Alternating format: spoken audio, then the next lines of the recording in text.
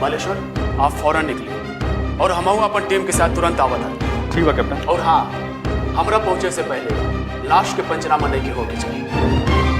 ठीक है कैप्टन। आप चलिए।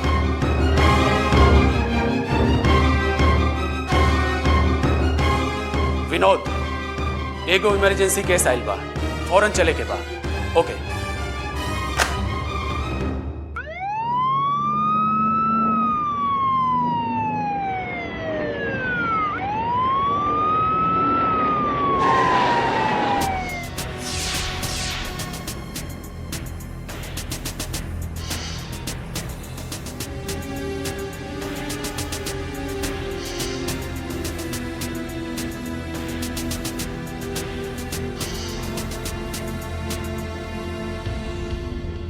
राजू, हाँ सर।